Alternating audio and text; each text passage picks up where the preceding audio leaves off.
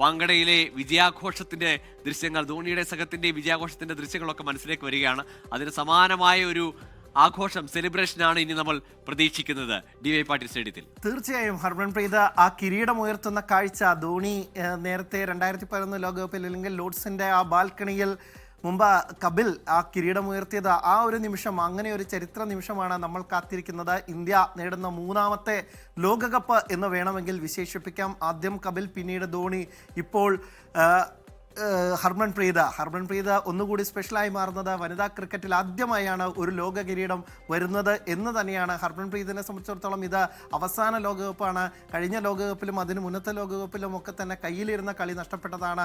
അവിടെ നിന്ന് ഹർമൻപ്രീതിന് ഒരു അവസരം എന്ന തരത്തിൽ ഈ ടൂർണമെൻറ്റ് വരികയും അവിടെ 36ാം വയസ്സിൽ ഹർമൻപ്രീത് ഇന്ത്യക്കായി കിരീടം നേടിത്തരുന്ന കാഴ്ചയുമാണ് കണ്ടത്. സെമിയിലും ഹർമൻപ്രീതിൻ്റെ ഒരു അത്യുജ്വല ഇന്നിങ്സ് ഉണ്ടായിരുന്നു. അന്നത്തെ താരം ജമീമയായിരുന്നെങ്കിൽ പോലും ക്യാപ്റ്റൻ ഹർമൻപ്രീത് നേടിയ 87 റൺസ് അത്ര കണ്ട് വാല്യുബിളായിരുന്നു. വലിയ പിന്തുണ നൽകിയത് കൊണ്ട് മാത്രമാണ് ജമീമയ്ക്ക് ഒരു വശത്തെ ക്രീസിൽ ഉറച്ചു നിൽക്കാൻ സാധിച്ചത്.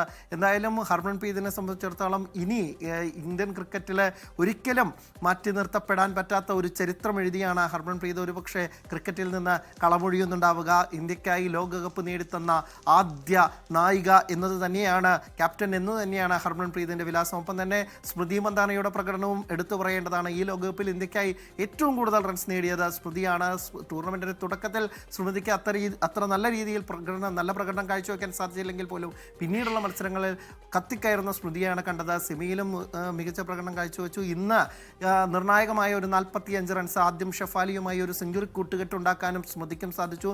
ഇന്ത്യയുടെ 2 ടോപ്പ് പ്ലേയേഴ്സ്, ഇവർക്ക് രണ്ടുപേരുടെയും കോൺട്രിബ്യൂഷൻസ് ഈ ടൂർണമെൻറ്റിൽ അത്ര കണ്ട് ഇമ്പോർട്ടൻ്റ് ആയിരുന്നു. അതിന് തൊട്ടു മുമ്പുള്ള ടൂർണമെൻറ്റിൽ ഓസ്ട്രേലിയക്കെതിരെ തോറ്റു വരുമ്പോഴൊക്കെ തന്നെ, അല്ലെങ്കിൽ സമീപകാലത്ത് ഇന്ത്യൻ ക്രിക്കറ്റ് ടീമിന് വലിയ പ്രകടനങ്ങൾ കാഴ്ചവെക്കാത്തപ്പോൾ ഇന്ത്യക്ക് ഒരു സാധ്യതയും ഈ ടൂർണമെൻറ്റിൽ പലരും കാഴ്ചവെച്ച് കണ്ടിരുന്നില്ല. കാരണം ഓസ്ട്രേലിയ അത്ര കണ്ട് ശക്തരാണ്. ഒപ്പം തന്നെ ന്യൂസിലാൻഡുണ്ട്, ഇംഗ്ലണ്ടുണ്ട്, മുൻ ലോക ചാമ്പ്യന്മാരാണ്. ഇവരൊക്കെ തന്നെ ദക്ഷിണാഫ്രിക്കയും സമീപകാലത്തൊക്കെ തന്നെ അത്യുജ്വല പ്രകടനം കാഴ്ചവെക്കുന്ന ഒരു ടീമാണ്. അപ്പോൾ ഇന്ത്യക്ക് ഒരു 4ഓ 5ഓ സ്ഥാനം മാത്രമാണ് കൊടുത്തിട്ടുണ്ടായിരുന്നത്. സെമിയിലേക്ക് കഷ്ടിച്ച് കയറിയതോടുകൂടി ഇന്ത്യ ഓസ്ട്രേലിയയ്ക്ക് മുന്നിൽ പെട്ടപ്പോൾ ഇന്ത്യയുടെ കാര്യം അവിടെ തീർന്നു എന്ന് കരുതിയവരാണ്. പക്ഷേ ഓസ്ട്രേലിയയെ ജയിച്ചപ്പോൾ തന്നെ നമ്മൾ പാതി ലോകകപ്പ് ജയിച്ചതായിരുന്നു.